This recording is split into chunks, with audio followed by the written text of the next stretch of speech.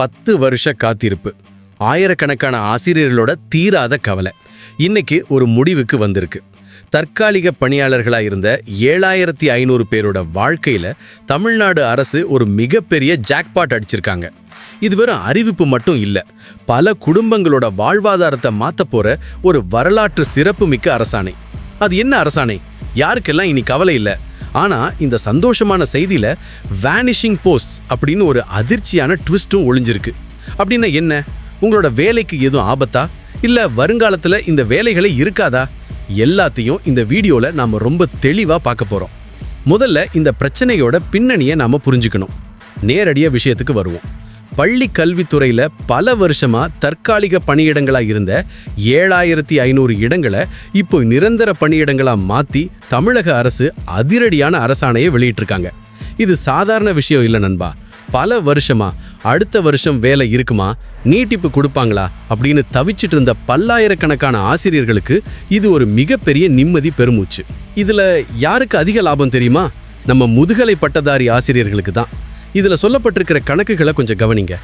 முதுகலை பட்டதாரி ஆசிரியர்கள் மட்டும் 6450 பணியிடங்கள் இப்போ முழுமையா நிரந்தரம் செய்யப்பட்டிருக்கு.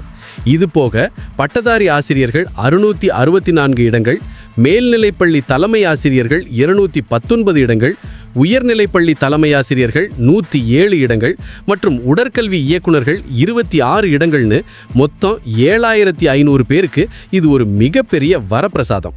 இது வெறும் நம்பர் கிடையாது நண்பா. 7500 குடும்பங்களோட கனவு இன்னைக்கு நனவாகியிருக்குன்னு சொல்லலாம். சரி, இது எப்படி திடீர்னு சாத்தியமாச்சு? இதுக்கு பின்னாடி ஒரு பெரிய ப்ராசஸ் இருக்கு. வெறும் பணி நீடிப்பு மட்டுமே வருஷம் வருஷம் கொடுத்துட்டு இருந்த அரசாங்கம் இதுக்கு ஒரு நிரந்தர தீர்வு காணணும்னு முடிவு பண்ணாங்க. அதுக்காக ஒரு சிறப்பு கமிட்டி அமைக்கப்பட்டது. அந்த கமிட்டி கடந்த ஒரு வருஷமா ஒவ்வொரு பள்ளியிலையும் இருக்கிற பணியிடங்களோட அவசியத்தை ஆராய்ஞ்சு கடந்த வருஷம் ஆகஸ்ட் மாதம் ஒரு ரிப்போர்ட் கொடுத்தாங்க. அந்த ரிப்போர்ட்டை அடிப்படையாக வச்சு தான் இப்போ இந்த வரலாற்று சிறப்புமிக்க முடிவை முதலமைச்சர் எடுத்திருக்காரு. ஆனால் இந்த அரசாணையில் 2வது ஒரு முக்கியமான விஷயம் இருக்கு. அதுதான் 10 வருஷ நீடிப்பு. சில ஆசிரியர் அல்லாத பணியிடங்களை அரசாங்கம் இப்போதைக்கு முழுமையாக நிரந்தரம் பண்ணலை. ஆனால் அவங்களுக்கு ஒரு பெரிய பாதுகாப்பை உறுதி செஞ்சுருக்காங்க.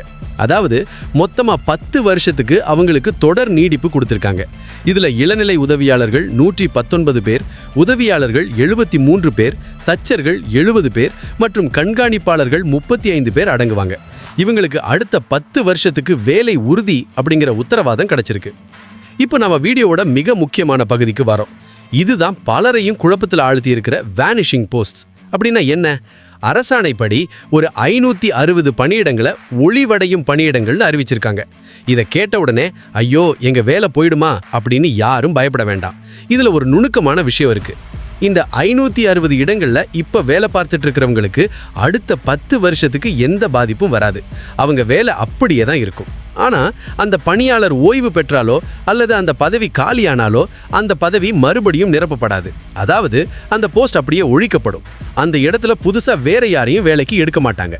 யாரெல்லாம் இந்த பட்டியலில் வர்றாங்கன்னு பார்த்தா, தொழிற்கல்வி ஆசிரியர்கள், அதாவது வேளாண்மை துறையில் 293 பேர், கணினி ஆசிரியர்கள் 49 பேர், இதுபோக அலுவலக உதவியாளர்கள் 108 பேர் மற்றும் இரவு காவலர்கள் 15 பேர் இந்த லிஸ்ட்ல வர்றாங்க.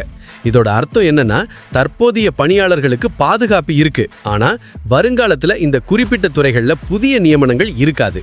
இதுதான் வேனிஷிங் போஸ்ட் முறை.